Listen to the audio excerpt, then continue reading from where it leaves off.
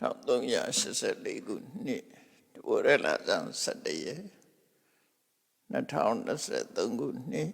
ဇန်နဝါရီလ31ရက်အင်္ဂါနေ့၌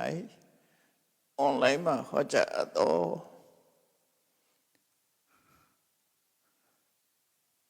သင်္ချာဆရာဤမိဂုံကိုမြတ်ဗုဒ္ဓကဖြေချခြင်းအကြောင်းတရားဒေသနာတော်အစဗျာလက်ထက်ကခဏကမောက္ကလနာဆိုတဲ့သင်္ချာဆရာတို့ရှိတယ်။ကျောင်းသားတွေကိုသင်္ချာတတ်သင်ပေးတဲ့ဆရာခဏနဲ့ခဏပညာနဲ့အသက်မွေးတယ်လို့လည်းခေါ်တယ်ပေါ့ခဏကအရေးအတွက်နဲ့ပတ်သက်ပြီးတော့ကျွမ်းကျင်တဲ့ပုဂ္ဂိုလ်ကဏနာစီဝသင်္ချာတတ်ပညာနဲ့အသက်မွေးတဲ့ပုဂ္ဂိုလ်လို့အဲ့တော့သူရဲ့မိဂုဏ်တွေကိုမြတ်စွာဘုရားဖြေထားတာလေကနကမောက္ကလနာသုတ်ဆိုပြီးတော့မှတ်တမ်းတင်ထားလို့ရှိတယ်သူမိဂုဏ်တွေကလည်းပဲအသင်ယုတ်တိရှိတဲ့မိဂုဏ်တွေဖြစ်တယ်မြတ်စွာဘုရားရဲ့ဖြေဆိုမှုကလည်းပဲအဝတ္တန်ရှင်းလင်းတယ်အဲ့ဒါနဲ့ပတ်သက်ပြီးတော့မှတ်သားနိုင်ယူကြည့်ကြရအောင်မစ္စည်းမနိကေမှာခဏကမောက္ကလနာသုတ်သင်္ချာဆရာဖြစ်တဲ့မောက္ကလနာပုံနာသူ့ရဲ့မိဂုဏ်တွေကိုမြတ်စွာဘုရားကဖြေကြခဲ့တာဟာဗုဒ္ဓဝါဒရဲ့ကျင့်စဉ်တစ်ခုကိုဖော်ညွှန်းတာပဲဖြစ်တယ်အဲ့တော့ဒီသုတ်တန်ရဲ့အမေးဖြေကဗုဒ္ဓဝါဒမှာသို့မဟုတ်မြတ်စွာဘုရားရဲ့အဆုံးအမမှာအစဉ်အတိုင်းကျင့်ရတယ်ဆိုတာသူလမ်းစဉ်နဲ့သူတဖြည်းဖြည်းချင်းသင်သွားတယ်ဆိုတာကိုဖော်ညွှန်းထားတာဖြစ်လို့ဘုရားသာသနာတစ်ခုလုံးနဲ့သက်ဆိုင်တယ်လို့လည်းပြောလို့ရတာပေါ့နော်မြတ်စွာဘုရားရဲ့အဆုံးအမအတိုင်းသာသနာပေါ်ဝင်ပြီးတော့လိုက်နာကျင့်သုံးမယ်ဆိုလို့ရှိရင်ဒီလမ်းကြောင်းတိုင်းသွားကြတယ်နောက်ဆုံးနိဗ္ဗာန်ဆိုတဲ့လမ်းဆုံးပန်းတိုင်ထိအောင်သွားတဲ့နိစ္စနစ်တွေကိုဒီထက်မှမြတ်စွာဘုရားဟောထားတာရှိတယ်အဲ့တော့ Buddhist practice လို့ Buddhist practice ဘုရားဘာသာရဲ့ကျင့်စဉ်တစ်ခုဆက်လိုက်ကျင့်သွားတဲ့ကျင့်စဉ်တစ်ခုနော် the way of Buddhist practice ကျင့်ရမယ့်လမ်းစဉ်ကိုဖော်ညွှန်းတာဖြစ်တော့ဘုရားဘာသာရဲ့အနေနဲ့သိသိသိလိုက်တဲ့သုတ်တန်တစ်ခုလို့ယူဆရတယ်ဒါကြောင့်လို့ဒီသုတ်တန်ရဲ့ဏိဒံကစပြီးတော့ပြောမှဆိုရင်မြတ်စွာဘုရားကသာဝတိမြို့ရဲ့အရှိတ်ဘက်မှာရှိတဲ့ဝိသခကျောင်းမကြီးဆောက်လို့လှူဒန်းထားတဲ့ပုပ္ပယုံကျောင်းပုပ္ပယုံဆိုတာပုပ္ပရာမပုပ္ပစာရှိသာဝတိမြို့ရဲ့အရှိတ်ဘက်မှာရှိတယ်စေတဝန်ကျောင်းကတောင်ဘက်နောက်ထောင်မှာရှိတယ်နော်ပုပ္ပယုံကျောင်းကသာဝတိမြို့ရှိတကနေထွက်ပြီးတော့သွားတော့အရှိဘက်အစိရဝတိမြစ်ကမ်းဘေးမှာရှိတယ်အဲ့ဒီမှာသာဝတိမြို့ရဲ့ရှေ့ကျောင်းမှာဝိသခာလို့နာမည်ရှိတော့လည်းပဲသာဝတိရောက်တဲ့အခါကျတော့မိဂရမတာဆိုတဲ့နာမည်နဲ့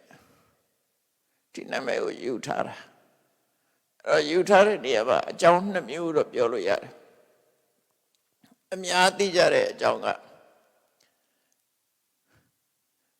မိဂရတထေရဲ့ရောက်ခမတော်တာဝိသခာရဲ့ရောက်ခမမိဂရတထေအဲ့ဒီတထေကြီးကို တရားဓမ္မသိရှိအောင်ဝိသခာရဲ့စွမ်းဆောင်နိုင်မှုကြောင့်ဝိသခာကိုသူ့အမေအရာသူ့ရောက်ခမကသူ့အမေအဖြစ်သဘောထားပြီးတော့ဆက်ဆက်တာမို့ဝိသခာမိဂရာမာတာမိဂရာရဲ့မိခင်လို့သူဆိုတယ်အဲ့ဒီတဲ့ပိုယုတ်တိရှိတာတော့ဒါလည်းသူ့ဟာနဲ့သူဟုတ်နိုင်တာပဲလေပိုပြီးယုတ်တိရှိတာတော့ရောက်ခမအမျိုးရဲ့နာမည်တွေမှာမိဂဆိုတာပါတယ်ဒါသူတို့ရဲ့စာနေဖြစ်ခြင်းဖြစ်မှာပေါ့နော်မိဂဇာလာတို့နော်မိဂရာတို့အဲ့ဒီမိဂဆိုတဲ့အသုံးမိဂသာလာတို့ဒါတွေကသူရောက်ခမဘက်ကမျိုးရိုးနာမည်တွေဖြစ်နိုင်တယ်ပေါ့မျိုးရိုးနာမည်တွေဖြစ်နိုင်တယ်အဲ့ဒီမဲ့ဝိသခာအိမ်အောင်ကြပြီးတော့ပထမဆုံးမွေးတဲ့ကလေးကိုမိဂရလို့နာမည်ပေးထားတာဖြစ်တယ်ဝိသခာကသာသမီ20ဖွာတယ်သူသာသမီကို20ဒါမို့ဝိသခာဟာအချမ်းရံလွန်များတယ်ဝိသခာဝိတတိပုဒ္ဓနတ္တသစတုရောတတသာသမီက20ကထပ်ပွားတော့မြေက400အဲ့ဒီကနေတဆင့်ပွားတော့သူရဲ့မြစ်တွေက8000လောက်ရှိတယ်သူဆိုတယ်အရောဂဗုဒ္ဓဝိသခမိသားစုဟာကျမကြီးလည်းကောင်းကြတယ်မိသားစုထဲမှာလည်းပဲအဲ့ဒါမှကျမကြီးကောင်းကြတယ်လို့ဆိုတယ်အဲ့တော့ဝိသခအိမ်မှာနာအေးမရှိဘူးလားဆိုမရှိဘူးတော့မဟုတ်ဘူးဥဒနာပါဠိတော်ထဲမှာသူအမတမအာကိုတဲ့ဝေယဝဆကိုလှုပ်တဲ့သူ့ရဲ့မြေကလေးမလေးဆုံးသွားတဲ့အခါမှာမြတ်စွာဘုရားစီရောက်လာတယ်မျက်ရည်ဆက်လက်နဲ့ဘုရားစီရောက်လာတာအဲ့ဒီဇာလန်လေးပါတော့ဝိသခာသူ့မိသားစုတွေကဆုံးတာရှိတယ်ဆိုတာသိရတယ်ပေါ့နော်အဲ့တော့ဝိသခာကိုမိဂရလို့ခေါ်တာသူ့ရဲ့သားဦးရဲ့နာမည်အနေနဲ့မိဂရရဲ့မိခင်လို့ဆိုတဲ့နာမည်ခေါ်လို့ရှိရင်ရိုင်းမှဆိုလို့ဒီလိုခေါ်ရလည်းဖြစ်နိုင်တယ်ပေါ့နော်အဲ့တော့သူဆောက်ထုတ်တဲ့ပြတ်သက်ကြီးကိုလည်းမိဂရမာတုပါတာဒမမပြေမှာကပြတ်သက်လို့ပြောလိုက်တာနဲ့တပြိုင်နက်အချွန်တက်တွေပဲသွားမြင်တယ်သူတို့အဲ့ဒီမှာဆောက်တာတော့ချွန်တက်တွေနဲ့ဟုတ်ဖို့မရအချွန်တက်ပါရင်ကုဒါခါရတာလာလို့ခေါ်တယ်အုတ်တိုက်ပဲဖြစ်ပါတာရဆိုတာပမာအသုံးတွေကလွဲနေတယ်လို့ထင်ရတယ်ပေါ့နော်ပါတာရဆိုတာသူတို့အိန္ဒိယနိုင်ငံမှာအုတ်နဲ့တိဆောက်ထားပြီးတော့ရှင်းရှင်းလင်းလင်းအုတ်တိုက်ကြီးတွေဆောက်ထားတယ်အဲ့ဒါတွေကိုပဲပါတာရလို့ခေါ်ကြတာများဒီမှာတော့ပြတ်သက်လို့ပြောလိုက်တာ ਨੇ အချွန်နေတက်တွေနဲ့အဲ့ဒါတွေပဲသွားပြီးတော့မျက်စိနဲ့မြင်နေပါတာရဆိုတဲ့စကားလုံးကအိန္ဒိယလာတဲ့စကားလုံးပဲသူရဲ့ပါတာရကပါဠိလင်းလင်းချင်းချင်းနဲ့ကြည်ပြောရှုပြောရှုတဲ့အဆောက်အဦလို့ဒီလိုဆိုကောင်းဆိုလိုက်ဟုတ်လင်းချင်းနဲ့တော့ပါတာရကိုသူတို့အတန်နဲ့ဆိုပရာစာဒပါကပရာဆိုတဲ့အတန်နဲ့ထွက်တယ်ပရာစာဒအဲ့ဒီပရာစာဒကိုပြမကပြတ်သက်လို့ခေါ်လိုက်တာအမှုတွေ့ဦးကြလိုက်မယ်ပြတ်သက်ကိုရေးတဲ့အခါမှာဓာတုဤတတ်ထားတာနောက်ကပြတ်သက်ဆိုတာပါစောရရေးချနောက်ကတာရေးချတာဓာတုဤတဲ့တတ်ထားဘာဖြစ်လို့ဆိုပါတာဓာတုနဲ့အဲ့ဒါကိုခေါ်လိုက်တာပြတ်သက်ဆိုတဲ့စကားလုံးဒါတော့ဟောရတာခုဆက်ခြင်းပဲဘယ်ဘာသာဆိုရှိတယ် ဒါကိုအတွက်အသုံးတစ်ခုရတာပဲဝါရတစ်ခုရတယ်ပေါ့အဲ့တော့ဝိသခါဆောက်ထားတဲ့အကြောင်းကိုမိဂရမာတာပါတာထမိဂရမာတုပါတာထ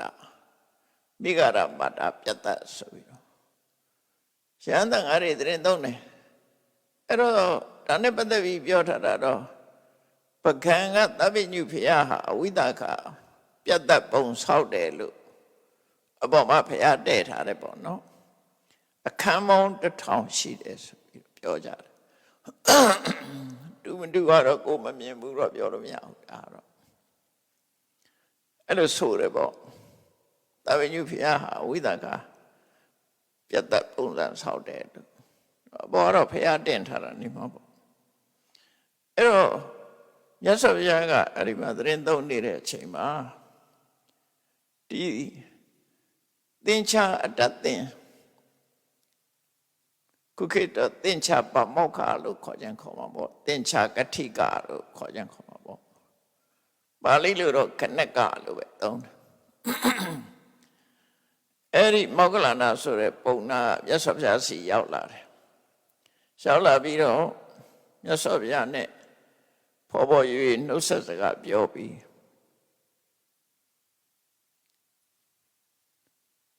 တနေ့ရမှာထိုင်အဲ့တော့ဘုရားစီလာကြတဲ့ပုဂ္ဂိုလ်တိုင်းကဘုရားကိုဝှချတာမဟုတ်ဘူးဒီသင်္ချာဆရာကြီးကလည်းဘုရားစီရောက်လာပြီးတော့ရှင်ကြီးကြီးပဲနှုတ်ဆက်စကားပြောပြီးဘုရားရှိမှထိုင်နေတာအဲ့တော့သူဝှချခြင်းမှချမှာပေါ့အဲ့တော့ဘုရားစီရောက်လာတိုင်းဘုရားဘာသာလည်းမဟုတ်ဘူးသူကြိုက်တယ်လို့ထိုင်တယ်အဲ့တော့သူလာပြီးတော့ဘုရားနဲ့လာတွေ့တဲ့သဘောပဲမိတ်ဆွေသဘောမျိုးလာတွေ့တာဟိုလိုနှစ်ချိုက်ကြီးရှိခိုးဥချပြီးတော့ထိုင်တာမဟုတ်ဘူးစကားစပြီးပြောနှုတ်ဆက်ပြီးတော့ဒါဘုရားလည်းပဲဖော်ရွေတယ်သူကလည်းဖော်ရွေတယ်မြတ်စွာဘုရားဖော်ရွေတယ်ဆိုတာမြတ်စွာဘုရားနဲ့ပတ်သက်ပြီးပြောထားတာရှိတယ်မြတ်စွာဘုရားဟာမိဟိတပုပ္ပင်ကမစကားပြောတော့မယ်ဆိုပြုံးပြီးပြောလို့ရှိတယ်အေဟိသောကတဝါရီဘယ်သူပဲရောက်လာစိတ်ပြက်မသွားဘူးဘုရားစီရောက်ရင်ဖော်ဖော်ရွေလာပါထိုင်ပါမြတ်စွာဘုရားလို့ပြောတယ်ဒုက္ခတမ္ပါတာစကားပြောဖို့ရအမှန်တမ်းလွယ်တယ်ဘုရားဆိုပြီးတော့မမနာကြီးတစ်ခွဲသားနဲ့ဒီလိုနေတာမဟုတ်ဘူးဘုရားနဲ့တွေ့တဲ့အခါမှာဖော်ရွေတယ်လို့ဆိုလို့ပေါ့နော်အဲ့ဒီစကားလုံးလေးတွေရှိတယ်အဲ့တော့ဒါကြောင့်ဘုရားစီကိုလာကြတယ်ဘုရားဘာသာမှလာတာမဟုတ်ဘူးဘုရားဘာသာမဟုတ်လဲလာတယ်လာပြီးတဲ့အခါမှာသူကစပြီးဆွေးနွေးတယ်အရှင်ဂေါရမတဲ့ဟောဒီပြတ်သက်ကျောင်းဆောင်ကြီးဟာလုပ်ငန်းနဲ့ပြောမယ်ဆိုရင်အစဉ်စဉ်လှုပ်ထားတာပဲဖြစ်တယ်ဖောင်ဒေးရှင်းချပြီးတော့အစဉ်စဉ်ဒီပြတ်သက်ကျက်တက်တာနော်အစဉ်စဉ်လှုပ်ထားတဲ့လုပ်ငန်းစဉ်ရှိတယ်တဲ့နောက်ပြီးတော့ကျွန်ုပ်တို့ပုံနာတွေမှာလည်းပဲပြမနာတွေမှာလည်းပဲဖေးတင်သင်ကြားပေးတဲ့အခါမှာအစဉ်စဉ်သင်ကြားပေးတာရှိတယ်သူအတန်းလိုက်ပေါ့နော်အစဉ်စဉ်သင်ရတယ်တဲ့တခါလေးအတက်သင်နဲ့မြားပြစ်လေ့ကျင့်တဲ့ကြောင့်တွေကလည်းပဲသူအစဉ်စဉ်ပဲသင်ရတယ်တဲ့ကျွန်ုပ်တို့သင်္ချာသမားတွေကလည်းပဲသင်္ချာသင်လို့ရှိရင်နဲ့အစဉ်စဉ်ပဲသင်တယ်သူအစဉ်နဲ့သူသင်သွားတာအဲ့တော့ပထမသင်္ချာကျောင်းသားတယောက်ရလာပြီဆိုလို့ရှိရင်တဲ့ပထမဆုံးအနေနဲ့စပြီးဆိုခိုင်းတာပါဆိုခိုင်းတစ်တတိတစ်ဆိုတာစာဆိုခိုင်းတယ်ဧကံတစ်တတိတစ်နှစ်တတိနှစ်သုံးတတိသုံးအဲ့ဒီကနေပြီးတော့တစ်နှစ်သုံးလေးကနေစပြီးတော့နောက်ဆုံးမှာရှည်အတွက်ခိုင်းတယ် ပို့ပြီးတော့ခဏန်းนี่တိုးပြီးတော့ရေတက်ခိုင်းတယ်ရှားထောင်ထိအောင်ရေတက်ခိုင်းတယ်အဲ့လိုစပြီးတော့တဖြည်းဖြည်းချင်းခက်လာအောင်သင်္ချာလေးကိုအဲ့လိုသင်ပေးတယ်တဲ့အဲ့ဒီလိုအခုလိုအတ္တပညာသင်တဲ့အခါမှာအစင်းစင်းလောက်ရတယ်လို့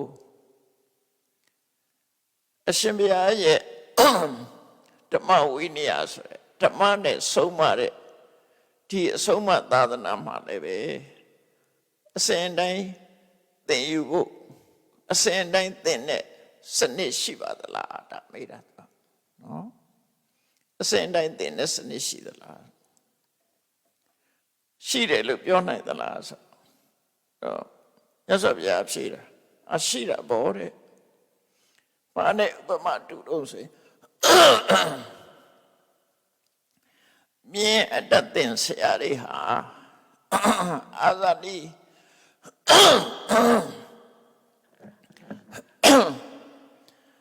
အာဇာတိမြင်မျိုးကောင်းရလာပြီဆိုလို့ရှိရင်ပထမဆုံးစကြဝဠာနေစာပြီးတော့သင်ပေးတယ်မြင်နိုင်မှုရဇက်ကအဓိကပေါ့နော်ဒါကြောင့်မြင်ပါဇက်ထဲမှာတန်ကြိုးထည့်ပြီးတော့အဲ့ဒီမြင်ကိုပထမဆုံးသင်တယ်အဲ့ဒါကစာသင်တယ်ခိုင်နေဟိုသွားတိသွားစကြိုးကန်ပြီးတော့အမြတ်စွာဘုရားကမုခဒါနလို့ခေါ်တယ်စကြိုးကနေစပြီးတော့ခိုင်းသမျှလှုပ်တော့ဘယ်လောက်ထိအောင်ခိုင်းလို့ဆိုရင်ဆရာတွေကမြင်းကိုပြရခိုင်းတာတွေတို့နော်ကြဘက်ပေါ်ပြေးတာတွေထိအောင်နောက်ဆုံးမှမြင်းတက်တဲ့နေရှိတယ်မြင်းတက်တဲ့အတက်တဲ့ကလည်းပဲအများကြီးရှိတယ်မြင်းစီအတက်ကလည်းအများကြီးရှိတယ်ဗမာရဆွေနဲ့မှာအင်းဝခိကအင်းဝဘုရင်ဒုတိယမင်းကောင်းဟာမြင်းစီတက်18မျိုးတက်တယ်လို့ရဆွေစာအုပ်ထဲမှာဆိုထားတယ်ပြေးနေတဲ့မြင်းကိုနောက်ကနေလိုက်ပြီးခုန်တက်နိုင်တယ်တော့အဲ့လောက်ထိကျွမ်းတယ်ပေါ့မြင်းပြေးနေတော့မတက်ရတယ်ပြီးတော့မြင်းကြောပေါ်မှာစီးရင်မြင်းပိုက်အောက်ကနေလှည့်ပတ်ပြီးတော့ကြောပေါ်ပြန်တက်တယ်အဲ့ဒါတော့ကျွမ်းတယ်လို့ပြောတာပေါ့ဟိုကလှမ်းနဲ့လှမ်းထိုးရင်သူကမြင်းအောက်ဝတ်လိုက်တယ်မြင်းပိုက်တော့ပတ်တော့ဝတ်လိုက်တယ်တော့အဲ့လိုဒုတိယမင်းကောင်းဆိုတဲ့ဘုရင်ဟာမြင်းစီတက်18မျိုးတက်တယ်လို့အဲ့လိုဆိုထားတာရှိတယ်အဲ့လိုမြတ်စွာဘုရားဥပမာအနေနဲ့ပြောတာအာဇာနိမြင်းတဲ့ကောင်ကိုသင်လို့ရှိရင်မုခဒါတာဆိုတဲ့ဒီပါဇက်မှာတန်ထဲပြီးတော့စပြီးတော့အဲ့ဒီကနေစပြီးတော့ကြိုတက်ပြီးတော့စသင်တာတဲ့အဲ့ဒီတိုင်ပဲတဲ့ဆုံးမရမယ်တပည့်တူရလို့ရှိရင်တို့ကလည်းပဲအစင်တိုင်းပဲသင်တယ်ကျောင်းသားသိရောက်လာလို့ရှိရင်ဘာစားဆိုတော့မြတ်စွာဘုရားသင်္မုန်ကြီးပြတာအေဟိတွံဘိက္ခုသီလဝါဟောဟိသာသနာပေါင်းဝင်လာပြီဆိုလို့ရှိရင်လာအင်းပထမဆုံးကိုကျင့်သီလနဲ့ပြည့်စုံဒီလိုကျင့်နော်ကိုကျင့်သီလနဲ့ပြည့်စုံဒီလိုကျင့်ပါတိမောက္ခသံဝရတံဥတောပါတိမောက္ခသံဝရတံဥတောဝိဟရဟိကိုကာဝဲဆောင်းလျှောက်ပေးနေနဲ့ကိုချင်းတရားတွေနဲ့ထိမ့်သိမ်းဆောင်းလျှောက်ပြီးတော့နေအာစာရခောစာရတပ္ပနောကိုလို့ရမယ့်အလုပ်ကိုလုပ်ကိုရဲ့နေပဲအတွင်းမှာပဲနေအာစာရခောစာရဆိုတာအာစာရဆိုတာကိုလိုက်နိုင်ရမယ့်အချက်ခောစာရဆိုတာကိုရဲ့နေပဲအဲ့တော့လောကမှာကိုယ်တပည့်နဲ့ကိုနေရတာဘုန်းကြီးကလူတွေလှုပ်ထဲသွားရှုပ်ရင်အဲ့ဒါခောစရာမဟုတ်တော့ဘုန်းကြီးကဘုန်းကြီးနယ်ထဲမှာပဲနေဘုန်းကြီးလှုပ်သူတို့ဆိုလိုတာပေါ့နော်ကုံတယ်ကလည်းကုံတယ်လှုပ်ပဲလှုပ်လယ်သမားလည်းလယ်သမားလှုပ်သူများတဲ့ဝေမရှုံနဲ့လို့ဆိုလို့အဲ့ဒါပြော အာသရခောစရသမ္ပန္နောနော်ကိုလုံးမဲ့အလုပ်ကိုလုံးကိုယ့်ရဲ့ဘောင်တွင်းမှာပဲနေလို့ပြောတာဘောင်မကြော့စေနဲ့ဒါသိအရေးကြီးတာပေါ့ဘောင်ကြော့ပြီဆိုရင်ပြဿနာတက်မှာပဲလေဘုန်းကြီးကလူလှုပ်သွားလို့ရင်ကဲခံမှာပဲဒါသိကြတယ်အဲ့တော့ဘုန်းကြီးလှုပ်ဘုန်းကြီးဘောင်ထဲမှာပဲနေကိုလုံးမဲ့ကိစ္စကိုလုံးဒါကိစ္စမတူယုံစားကိုကိစ္စပဲကိုလုံးအောင်နော်အဲ့လိုဆိုလို့လေကိုလုံးမဟုတ်တော့အဝင်းရှုံးရင်မရအဲ့တော့မြတ်စွာဘုရားသာသနာ့ဘောင်ယဟန်တော်ဝင်လာရင်မင်းသီလနဲ့ပြည့်စုံအောင်နေအဲ့သီလဆိုတာပฏิဘောခလာတဲ့သိက္ခာပုဒ်တွေတိုင်းကျင့်ရမှာကဓာရီပြီးတော့ကိုယ်ဘောင်အတွင်းမှာပဲကိုနေသူများနဲ့ပဲကိုမခုနဲ့အာသရခောစရသမ္ပန္နောအနုမတ္တိဝိသေတုဗျာတတဝိသမရယသိက္ခတိသိက္ခာပရိတုသတ်မှတ်ထားတဲ့ဥပဒေစည်းကမ်းတွေပေါ်မှာအသေးဖွဲရစပြီးတော့မချိုးဖောက်နဲ့အသေးဖွဲရစပြီးတော့အပြစ်လို့ရှုမြင်ပြီးတော့နေအသေးဖွဲရစပြီးတော့အပြစ်မှန်သမျှကိုဘေးရအန္တရာယ်တစ်ခုအနေနဲ့ကြည့်ရှုပြီးတော့နေရမယ်အဲ့ဒါစာသင်တာပဲအဲ့ဒီလိုနေထပ်ပြီးဆိုတဲ့အခါကျတော့တဆင့်တက်တယ်သီလနဲ့ပြည့်စုံပြီယန္တိလုံးဝမဲ့လုပ်ကိုလှုပ်တတ်လာပြီယန္တိရဲ့အနေထိုင်ဘောင်တွင်းမှာပဲနေတယ်သိက္ခာပုဒ်နဲ့ပတ်သက်ပြီးဂရုစိုက်တတ်လာပြီဆိုရင်နောက်တစ်ဆင့်တက်ယဟန်လာဒီနေ့ကနေစပြီးတော့မျက်စိနာနာလျာကာယလို့ခေါ်တဲ့ဓဝရ6ပါးဣန္ဒြေ6ပါးတကားလုံအောင်ဆောင်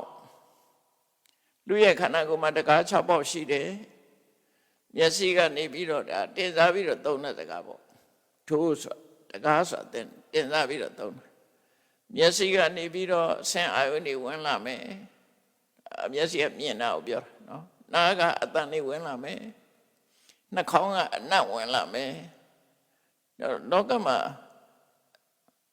မျက်စိနဲ့မြင်ရတဲ့အဆင်းရှိတယ်နားနဲ့ကြားရတဲ့အသံရှိတယ်နှာခေါင်းနဲ့နှမ်းရှူရတဲ့အနံ့ရှိတယ်လျှာနဲ့သိရတဲ့ရတာရှိတယ်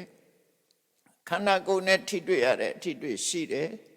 စိတ်ကူးကြံစည်ရတဲ့အာယုန်တွေရှိတယ်အဲ့ဒီအာယုန်တွေဟာဒီ द्वार ကနေစဉ်စဉ်ပြတ်ဝင်နေမှာပဲဟုတ်တယ်လေလူဆိုတာပဲရှိတာနောက်ကျောကဘာမှဝင်မှာမဟုတ်ဘူးဝင်တာမျက်လုံးကဝင်တယ်နားကဝင်မယ်နှာခေါင်းကဝင်မယ်လျှာဝင်မယ်ကိုယ်ကဝင်မယ်စိတ်ကဝင်ကိုယ်လည်းစဉ်းစားကြည့်အဲ့ဒါဝင်ပေါက်တွေပဲ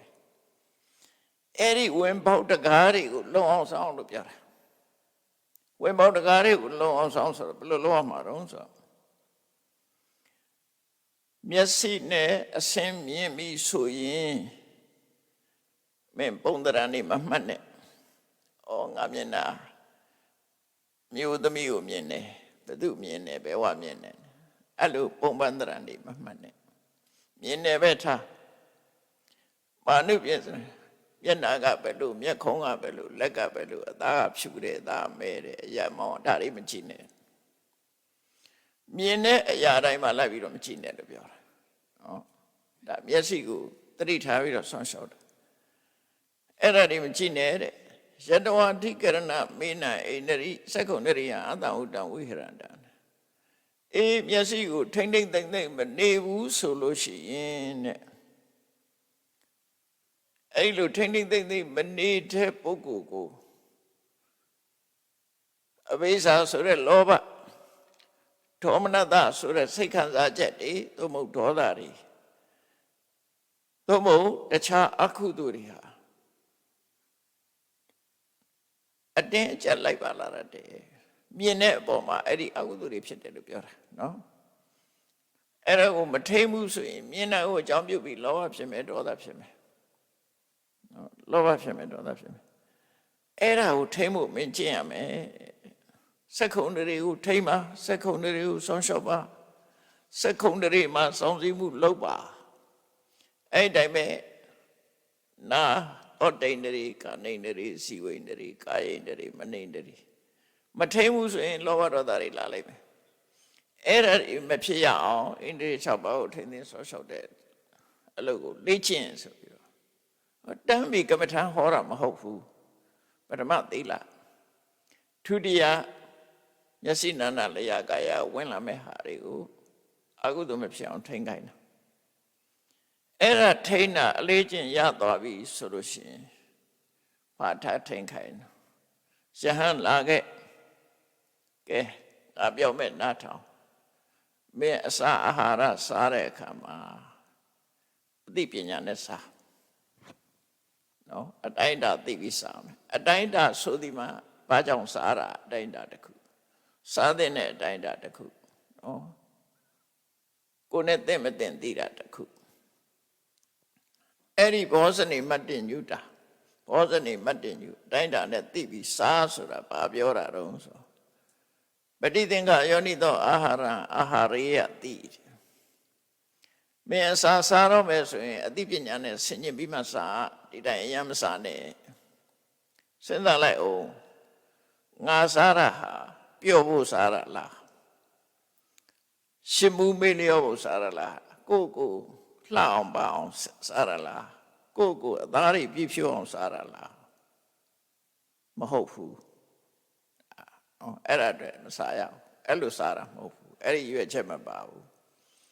ဒါဖြင့်ဘာအတွက်စားရတော့ဆိုဟောဒီကိုကာယကြီးတည်တတ်မှုအတွက်မြတ်တာဖို့အတွက်မမြတ်မတာလို့အာဟာရမရှိလို့ရှိရင်ပင်မဆင်းရဲမှုတွေဖြစ်နိုင်တယ်မြတ်သောအကျင့်ကိုကျင့်နိုင်ဖို့အထောက်အကူဖြစ်ဖို့သာစားရမယ်ကိုစားတာအဲ့ဒီအတွက်စားတယ်လို့နှလုံးသွင်းပြီးတော့စားအဲ့ဒီလိုစားခြင်းဖြင့်ပုရဏိသဝေရဏပฏิဟင်္ဂါမိမစားခြင်းကြောင့်စားလုံးမှုသိဂက်စထရိတ်ဖြစ်တာတွေပါတယ်အကုန်လုံးအဲ့ဒီယောဂါလည်းမဖြစ်စေရဘူးပြောက်ရမယ်နဝေသဝေရဏနာဥပါဒေတာပြီးစားခြင်းကြောင့်အလွန်အကျွံစားခြင်းကြောင့်ဗိုက်တင်းပြီးအစာမကြေယောဂဒါမျိုးတွေနဲ့ဖြစ်စေတယ်တိုင်းတာတစ်ခုနဲ့စားယန္တရာသမေဘဝိတ္တိနဝိသတာသာဖာတုဟရောစားငါစားခြင်းကြောင့်နေလို့ထိုင်လို့လည်းကောင်းရမယ်နော်အလွန်မကြောမစားရင်နေလို့ထိုင်လို့ထွင်းစားပြီးတော့အိပ်ရတယ်လဲအိပ်ရတာမျိုးမဖြစ်စေတော့ဗိုက်လေးပြီးတော့အိပ်ရတယ်လဲအိပ်ထားတော့အဲ့ဒါမျိုးဒီနေရာမှာအစာကြည့်တဲ့ပုံနာတွေအကြောင်းလည်းရေးလေးရှိကြတယ်ပေါ့နော်အဲ့ဒါမဲ့အဆိုးဆုံးကတော့ဘာလို့ဆိုရင်ဗုဒ္ဓဝမိကဒီအာဟာရဟထတို့အာဟာရဟထဆိုထမင်းစားပြီးမထနိုင်တော့ဘူးထမင်းပွဲလာပါအောင်ဆွဲထုပါအောင်ဆိုတာဖြစ်ရတယ်ဗိုက်လေးလုံးအားချီအဲ့လိုပုံကူမျိုးတွေအဲ့ဒါမျိုးတွေမဖြစ်စေနဲ့လို့စားပြီးတော့သင်ပေးရမယ်တဲ့အဲ့ဒါစားခြင်းနဲ့ပတ်သက်ပြီးအသိပညာနဲ့စားဖို့အဲ့ဒါကိုဆရာတော်ကြီးတွေကကြပြလုပ်ပေးထားတာဣတိစားဖို့ရဲ့အမဲမဲကိုမြွေမှန်ကြွလှပရေးစံဒီဟာကိုကြပြလုပ်ထားတာနော်အဲ့ဒါဟာမတ္တညုလို့ခေါ်တယ်အသိဉာဏ်နဲ့စားတာအဲ့ဒါကိုသင်ပေးရမယ်တတိယအဆင့်နဲ့အဲ့လိုသင်လို့တတ်သွားပြီဆိုတော့သရုဋ္ဌအဆင့်အနေနဲ့ဗာသင်ရမှာတော့ဆိုကဲလာမင်းစားတတ်ပြီစားတတ်လို့ရှိရင်တနေ့ကုန်မှာအလုပ်လုပ်ရမယ်နေ့တို့ညတို့လုပ်ရမယ်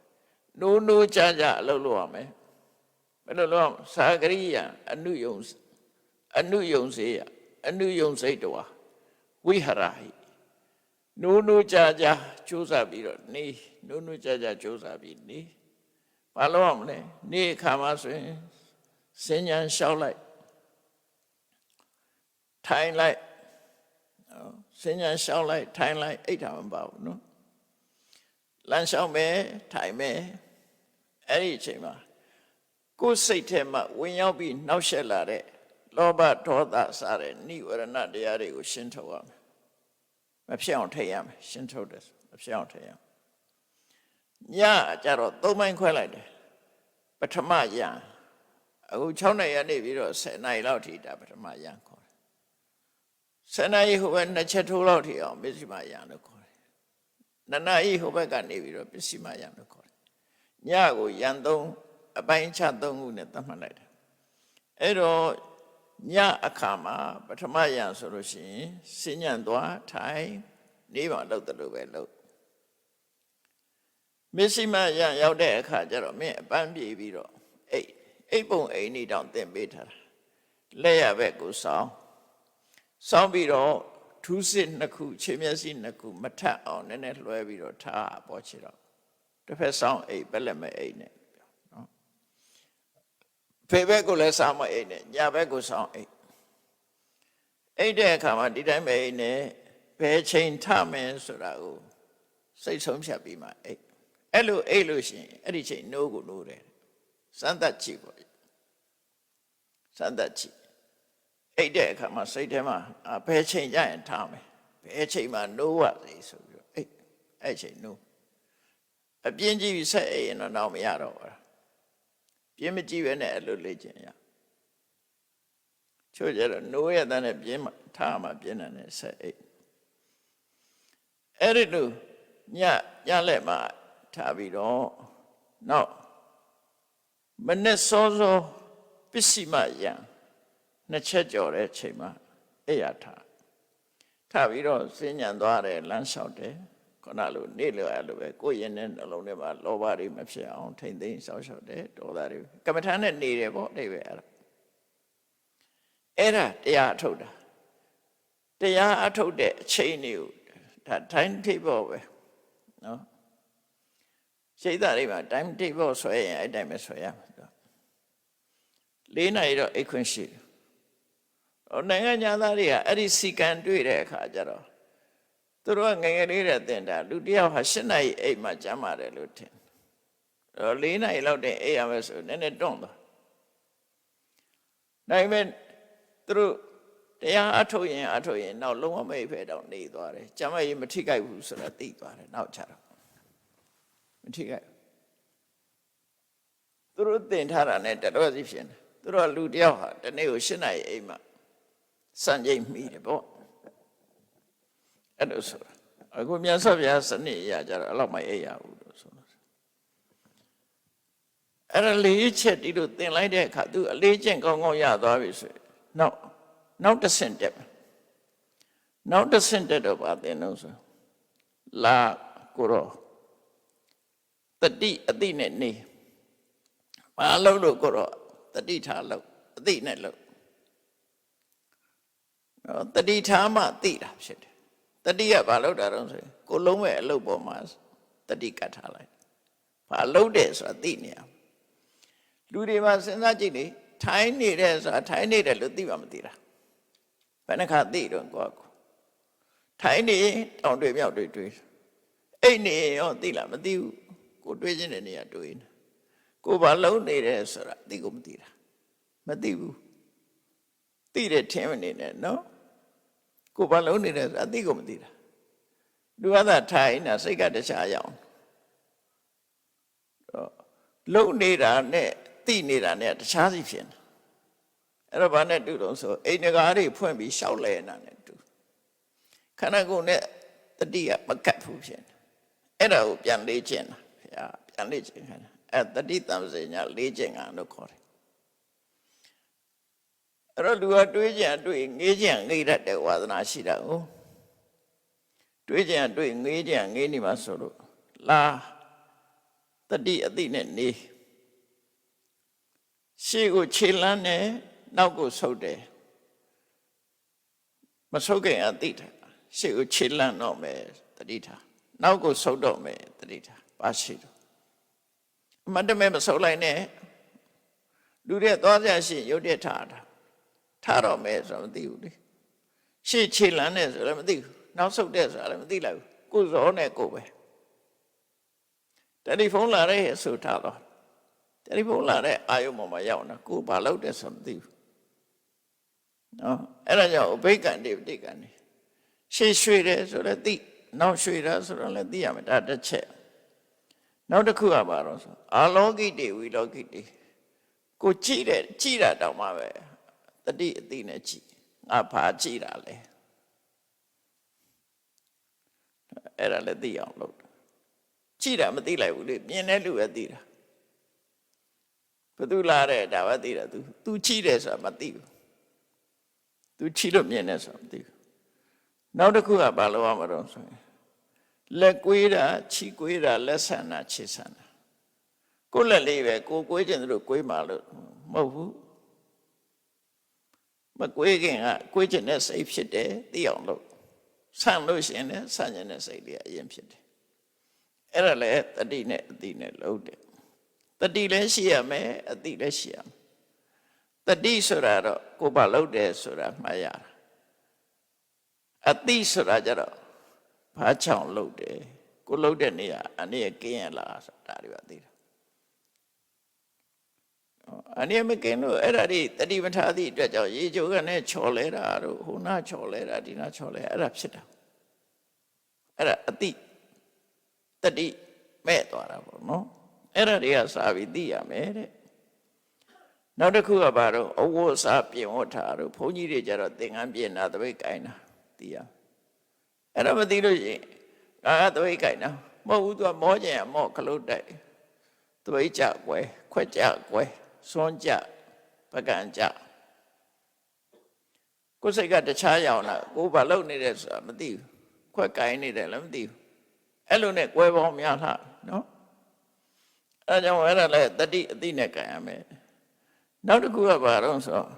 အတိတိပိတိခာဣတိတာဣတိ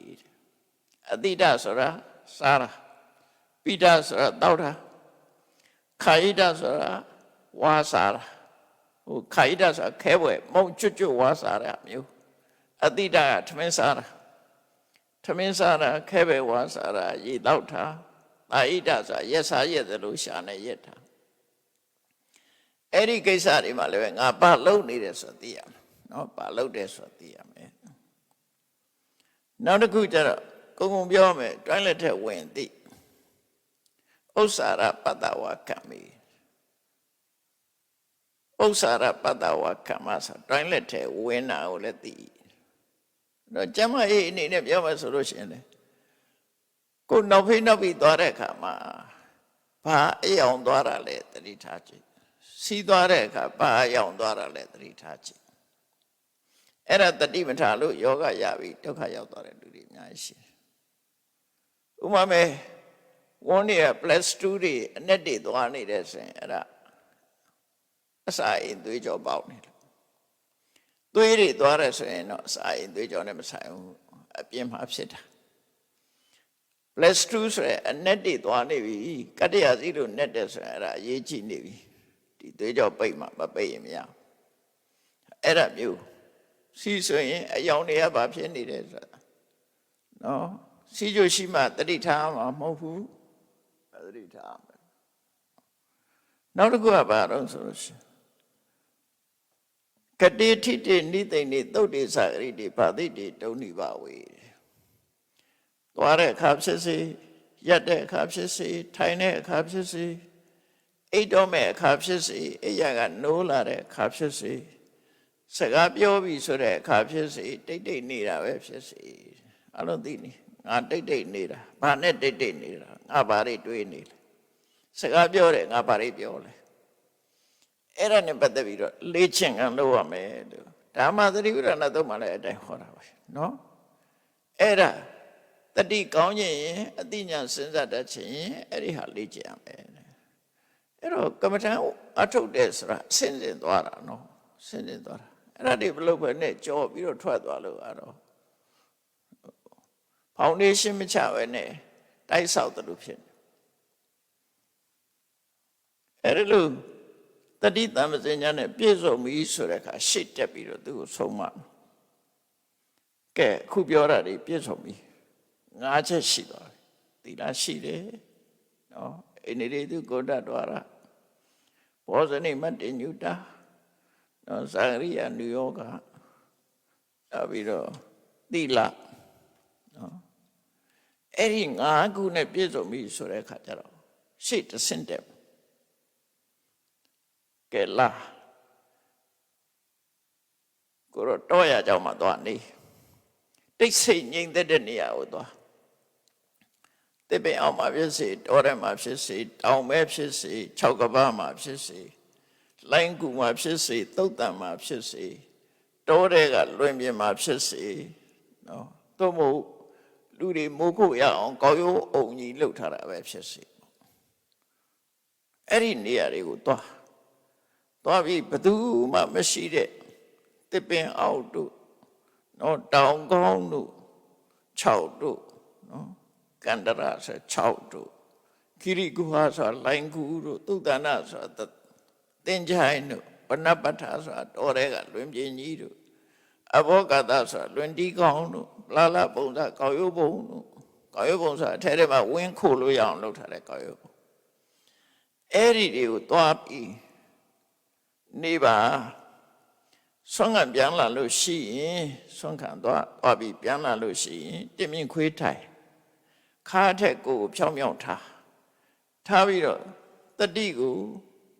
နော်တတိကိုကမ္မထာအာယုံဘက်ကိုလွတ်ထားထွက်လေဝင်လေးဆိုထွက်လေဝင်လေးပေါ့ဘုရားနုဒတိဘာရဆိုဖျားအာယုံပေါ့အဲ့လိုသွားပြီးတော့ကိုယ်ရင်တဲ့နှလုံးထဲမှာလောဘဖြစ်ရင်အဲ့ဒီလောဘမဖြစ်အောင်ထိဒေါသဖြစ်လာတယ်ဆိုဒေါသမဖြစ်အောင်ထိအိတ်ချင်စိတ်တွေဖြစ်လာရင်အိတ်ချင်စိတ်တွေကိုဖယ်ရှားအလင်းရောင်နဲ့ပွားအိတ်ချင်စိတ်ပေါက်လို့ရှိရင်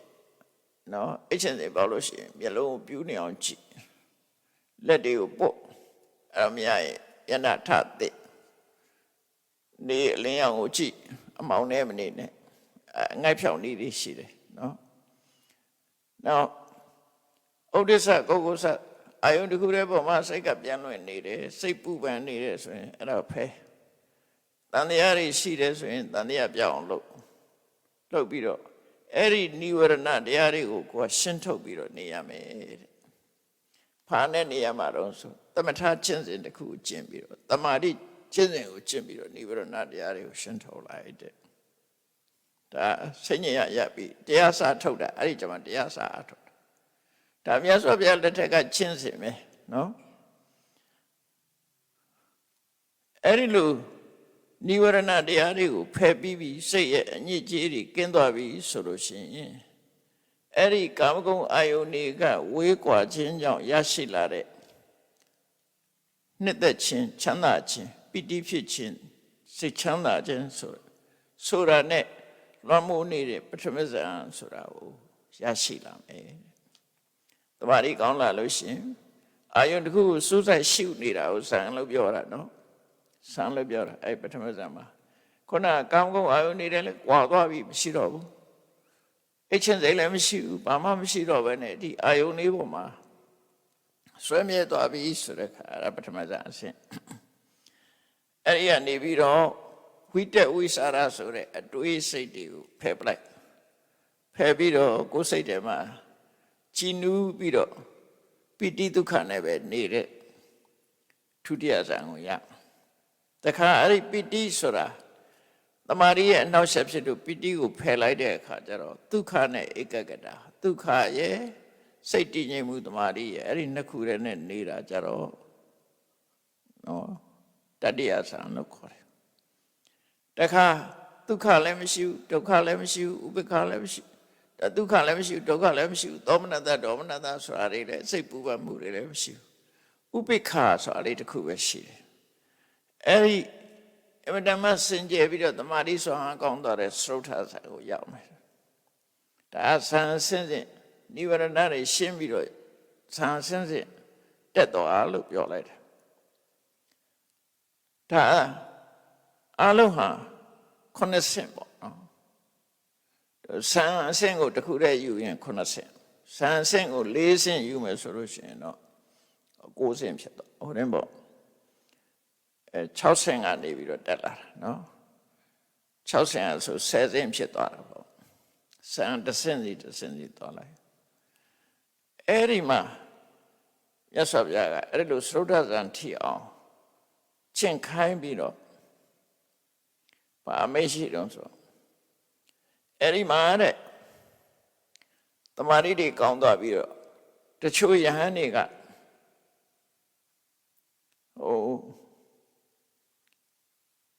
ရတ္တမေရတ္ထဖို့ထီအောင်မရောက်သေးဘူးဒါပေမဲ့အဲ့ဒါကိုမျှော်လင့်ပြီးတော့ကြိုးစားအထောက်နေကြတယ်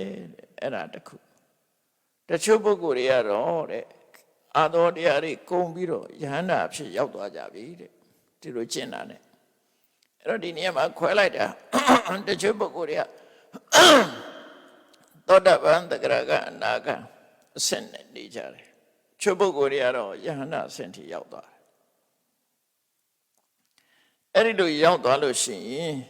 ဒီဆံကျင့်စဉ်တွေဟာမျက်မှောက်ဘဝမှာချမ်းသာစွာနေဖို့နဲ့တတိတံပစညာအလုံးငါဖြစ်တယ်ယန္တာဖြစ်လဲဒီဆံနေနဲ့နေတာပဲသောတာပန်တဂရကအနာဂတ်မှာလည်းဒါတွေနဲ့ပဲနေတယ်အဲ့ဒါမှစိတ်ထဲမှာအနှောက်ယှက်ကင်းတာမန်နေလို့ရှိရင်တော့ပြောစရာဆိုစရာတွေရှိနေမှာပဲလေ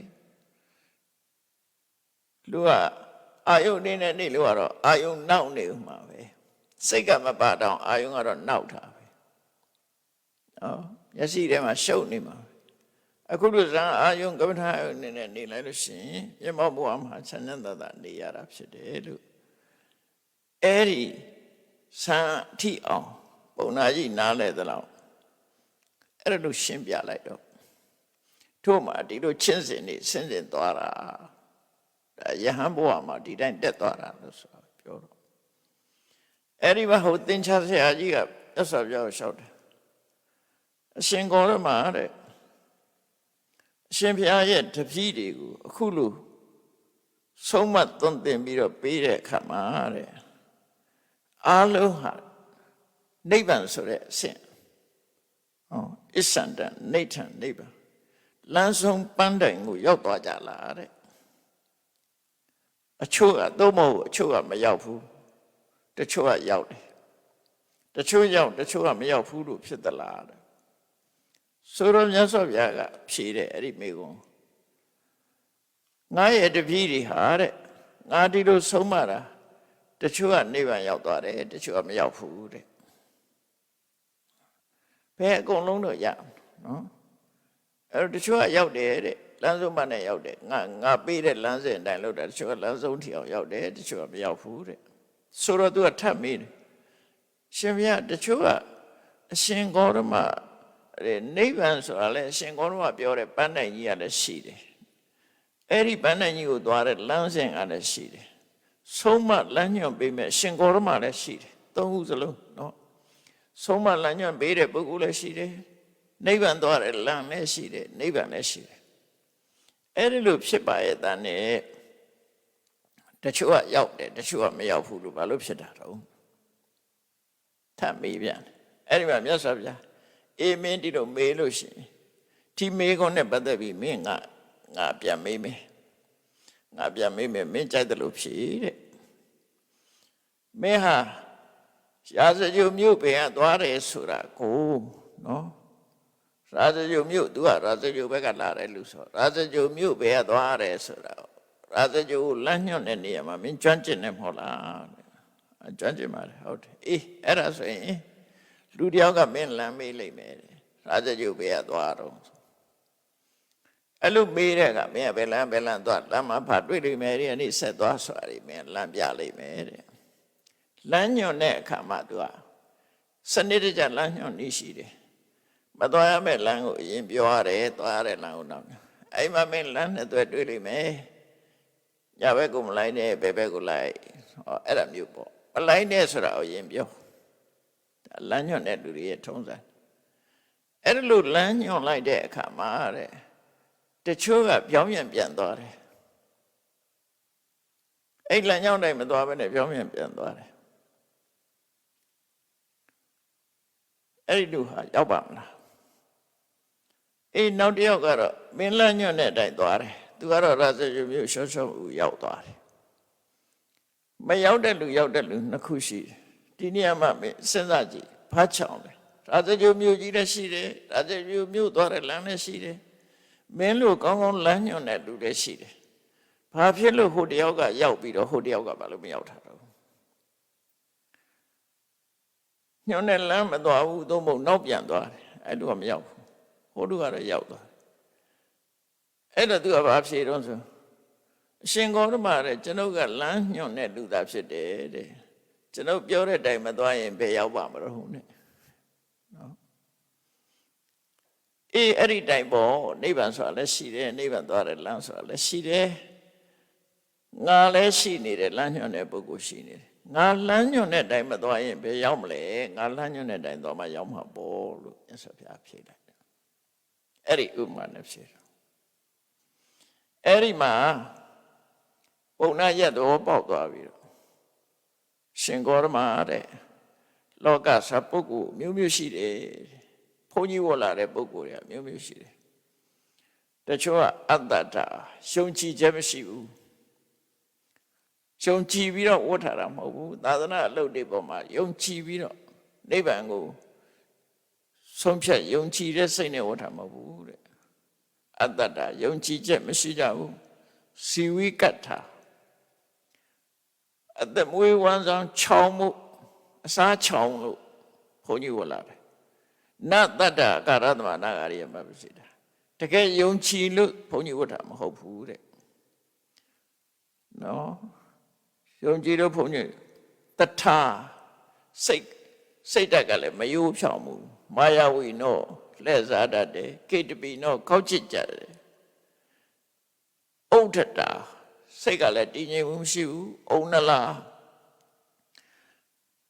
မာနဤတခွဲသားနဲ့နေကြတယ်စပလာဘောချောနေကြတယ်မုခရာနှုတ်ချမ်းနေစကားပြောချမ်းတယ်ကောင်းနှုတ်ကိုမထိန်ဘူးဝိကိဏဝါစာနော်ဘယံမရပြောတတ်တယ်အိန္ဒြိယသူအကုဋ္ဌထွာတာအိန္ဒြိယကိုမထိန်သိမ့်ဘူးဘောဇနိအမတ္တိညုနောအစားစာနဲ့ပတ်သက်ပြီးတော့အသိပညာမရှိဘူးသာဂရိယအနနုယုတ်တာနိုးကြတက်ကြွပြီးတော့ကြိုးစားမှုမရှိဘူးသာမင်းကြီးနပိခအောင်နော်ယန္တရားနဲ့ပတ်သက်ပြီးတော့ခီးမဆိုင်ဘူးသိက္ခာယသနဒိဗ္ဗခါရဝါကိုကျင့်သိက္ခာနဲ့ပတ်သက်ပြီးတော့အလေးနဲ့မထားဘူးဘာဟုလိကာနော်ပစ္စည်းလည်းပါပေါ်အောင်လုပ်တယ်သာထလိကာကျင့်ရမယ့်တရားကိုရှော့ရှော့ပေါ်ပေါ်နေတယ်ပေါ်ပေါ်ရော့ရော့နေတယ်ဥက္ကမနေပုပ္ပင်ကမှာဘယ်တော့ဖြစ်ဖြစ်စိကံပိုင်းမှာလိုက်နာဖို့မလုပ်ဘူးချောင်းချောင်းနေတယ်နော်ပဝိဝိကေနိခိတတုရာလွတ်လွတ်လပ်လပ်နဲ့ယန္တရားအထုတ်ဖို့ဆိုတဲ့ကိစ္စတွေမှာသူကလုံးဝကြိုးစားအထုတ်မှုမရှိဘူးကုသိတာပြင်းတယ်ဟိနဝိရိယကြိုးစားအထုတ်မှုလုံးဝမရှိဘူးမௌဒ္ဒတတိနောတတိလည်းမရှိဘူးအတ္တဇာနာပညာစုဝေလာဝေအတ္တဝဟိတာတဘာတွေလည်းမရှိဘူးဝိပန္ဒစိတ်တာစိတ်ကလည်းပဲဟိုရောက်လိုက်ဒီရောက်လိုက်နဲ့တည်ငြိမ်မှုမရှိဘူးထုတ်ပညာအသိပညာလည်းမရှိအေလမိအေလမုခအထုံထိုင်းစကားပြောရင်လည်းမမှန်မကန်နေပြောကြတယ်အဲ့ဒီလို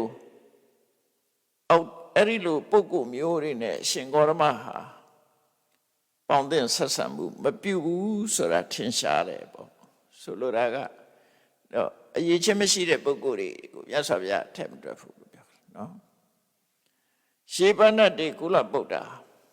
တချို့မြေကောင်းသားတွေကတတ္တာယုံကြည်ခြင်းရှိကြတယ်ယုံကြည်ပြီးတော့ပပ္ပစိတာရံဖြစ်လာကြတယ်အတ္တထာကောက်ကျင့်မှုမရှိကြဘူးအမာယဝိနောမလှည့်စားဘူးအခိတပိနောစင်လဲမှုတွေမရှိကြဘူးအနုဒ္ဒတာစိတ်ဓာတ်တည်ငြိမ်ကြတယ်အနုလားမာနမရှိကြဘူးအစပလာကိုတတ္တနဲ့မနေကြဘူးအမုခရာနှုတ်ကဗယံပရာနှုတ်ချမ်းမှုမရှိကြဘူးအဝိကိဏဝါစာ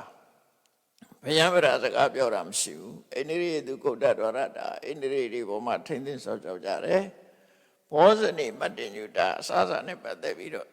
အသိပညာရှိကြတယ်သာဂရိယအနုယုတ်တာနိုးကြတက်ကြွစွာကမ္မထံတရားအထုတ်ကြတယ်သာမင်းကြီးပိခမှာရှမ်းဘဝရံဖြစ်ရခြင်းအကျိုးပေါ်မှာအမြဲတမ်းမျှော်လင့်ပြီးတော့နေကြတယ်သိက္ခာယတိဗ္ဗကတော့ကိုကျင့်ရမယ့်အကျင့်တရားပေါ်မှာအလေးနဲ့ထားကြတယ်နဘဟုလိကပစ္စည်းလေးပါပေါ်မြောက်အောင်ဘယ်တော့မှမလုပ်ဘူးနတတလိကရှော့ရှော့ပေါ်စီကံဥပဒေကိုရော့ရဲမလုပ်ဘူးဥက္ကမနေနိခိတထုရာစာပေါ်ရော့နေတဲ့ပေါ်မှာလုံးဝခီးမဆိုင်ဘူးနော်ဘဝဝိကေပုပ္ပင်ကမှာကင်းကွာလွတ်လပ်တဲ့တိတ်ဆိတ်ငြိမ်သက်မှုပေါ်မှာ ကြိုးစားအထောက်မှုရှိကြတယ်အရဒဝိရိယထက်သန်ကြတယ်ပဟိတတနိဗ္ဗာန်ကိုစေလွတ်ထားပြီးအသက်နဲ့ခန္ဓာကိုမငဲ့ပဲနဲ့နိဗ္ဗာန်ကိုဥတည်ချက်ထားကြတယ်ဥပဋိတတတိနောတတိမြဲကြတယ်သမ္ပဇာနာအစဉ်ကျင်တုံတရားရှိတယ်သမာဟိတာဧကယစိတ်တာစိတ်တည်ငြိမ်မှုတွေရှိကြတယ်ပညာဝန္တော်အသိပညာရှိကြတယ်အနေလမုခာထုံအာကြီးတွေမဟုတ်ကြဘူးတဲ့အဲ့ဒီလိုပုဂ္ဂိုလ်မျိုးတွေနဲ့ရှင်ဂေါတမကအတူနေတာကိုပြောတယ်ဆိုပြီးတော့အဲ့သင်္ချာဆရာကြီးကလျှောက်တယ်အရှင်ဂေါတမဥပမာမယ်အမြင့်နန္တာတွေထဲမှာကရမေအမြင့်ဟာအကောင်းဆုံးဖြစ်တယ်နော်အမြင့်နန္တာတွေထဲမှာကရမေရဲ့အမြင့်ရဲ့အနတ်အကောင်းဆုံးပဲအနှစ်အရသာတွေထဲမှာစန္ဒကူလောဟိတစန္ဒကူနီရဲ့အနှစ်အနတ်ဟာအကောင်းဆုံးပဲအပွင့်ကဖြစ်တဲ့အနတ်တွေထဲမှာတဲ့မြတ်လေးပါးနတ်ကအကောင်းဆုံးပဲတဲ့အဲ့ဒါလိုပဲတဲ့ဒီကနေ့ခေတ်ပေါ်တရားတွေထဲမှာအရှင်ဂေါတမရဲ့အဆုံးအမဟာအကောင်းဆုံးပဲဒါသူပြောတာနော်ရှင်ဂေါတမရဲ့အဆုံးအမဟာအကောင်းဆုံးပဲဆိုပြီးတော့အဘိက္ခဏဘောဂေါတမအဘိက္ခဏဘောဂေါတမရှင်ဂေါတမရှင်းပြတာနှစ်သက်ကျင့်စရာကောင်းလာပါတယ်တဲ့ရှင်ဂေါတမရှင်းပြတာဟာမှောက်ထားတဲ့အရာကိုလှန်လိုက်တယ်လို့ဖုံးကွယ်ထားတဲ့အရာကိုဖွင့်ပြလိုက်တယ်လို့လမ်းမနေတဲ့ပုဂ္ဂိုလ်ကိုလမ်းညွှန်လိုက်တယ်လို့အမှောင်ထဲမှာစီဗီထွန်းပေးလိုက်တယ်လို့အကုန်လုံးရှင်းကနေလင်းကနေဖြစ်သွားလို့အရှင်ဂေါတမဟာဒီတိုင်းပဲရှင်ဂေါတမဟာရှင်းလင်းဖြစ်အောင်တဲ့တရားကိုရှင်းပြခဲ့ပါတယ်ဒါကြောင့်ကျွန်တော်ဟာရှင်ဂေါတမကိုတရားတန်ခါနဲ့အတူတူကရှင်ဂေါတမကိုစိတ်ကပ်ပါတယ်ဒီကနေ့ကစပြီးရှင်ဂေါတမရဲ့ဥပဒကအဖြစ်အတိမပြုတော်မူပါလို့ဒီသုတ်တံမှာအဲ့ဒါနဲ့ဆုံးသက်ထားတာဖြစ်တယ်နော်အဲ့တော့ဒီသုတ်တံမှာမှတ်သားစရာကောင်းတာတော့သူမေလို့မြတ်စွာဘုရားဖြေတာပဲဘုရားဘာသာရဲ့လမ်းစဉ်ရဟန်းဘဝရောက်ရှိလာပြီဆိုရင်ဒီလမ်းစဉ်နဲ့သွားတာဘသူပဲဖြစ်ဒီလမ်းစဉ်နဲ့သွားတာပဲအဲ့ဒီလမ်းကြောင်းကြီးဟာတည်တည်ချာချာတိတိကျကျရှိတယ်အဲ့တိတိကျကျရှိတဲ့လမ်းကြောင်းတိုင်းလိုက်နာကျင့်သုံးရမှာဖြစ်တယ်ဆိုတာဒီသုတ်တံမှာရှင်းကြီးဖော်ပြထားတာဖြစ်လို့တရားချက်ကသူတော်စင်ပြိဿပေါင်းတို့မြတ်ဗုဒ္ဓရဲ့လမ်းစဉ်ကျင့်စဉ်တွေဟာအထင်ရှားရှိနေသည့်အတွက်ကြောင့်သူတို့တွေလမ်းဆုံးပန်းနိုင်ဖြစ်တဲ့နိဗ္ဗာန်ကိုသွားခြင်းနဲ့ဆိုရင်ဒီလမ်းကြောင်းအတိုင်းမလွဲမသွေလိုက်နာကျင့်သုံးကြမှာဖြစ်တယ်လို့ကိုယ်စီမှတ်သား၍ကြိုးစားအထောက်နိုင်ကြပါစေကုန်သတည်း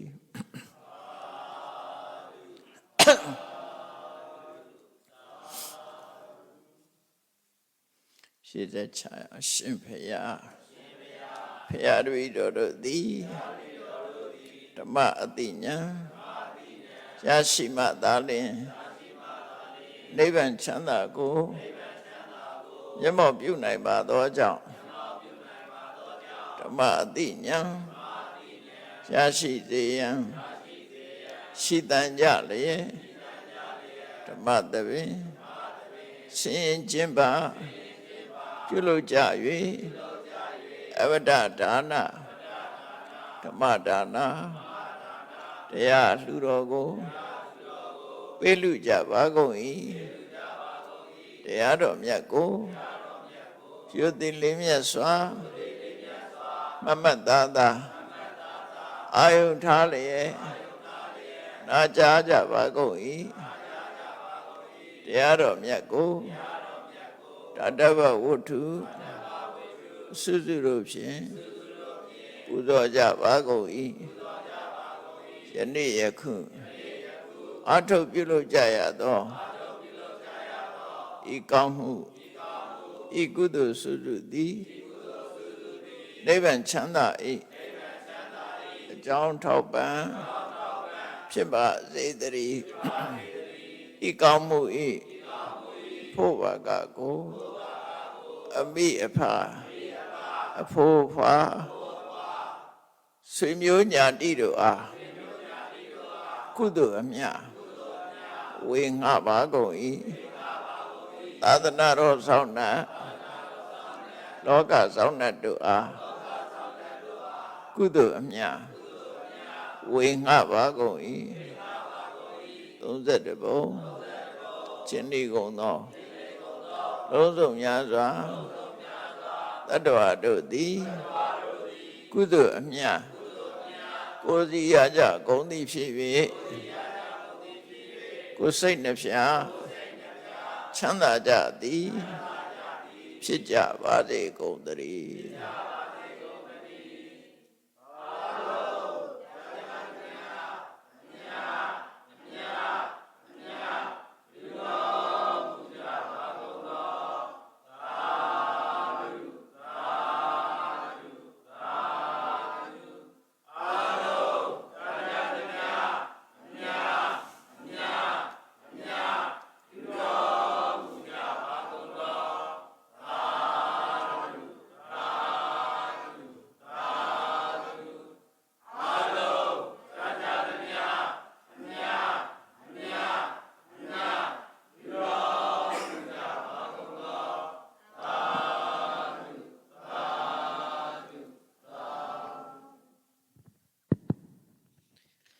ဓမ္မမိတ်ဆွေသူတော်ကောင်းပေါင်းတို့ခင်ဗျာ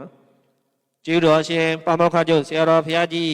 အွန်လိုင်းအထူးတရားပွဲများကိုခေတ္တခဏနားမိဖြစ်ပါသည်ပြန်လည်ဟောကြားမိရအားဓမ္မမိတ်ဆွေ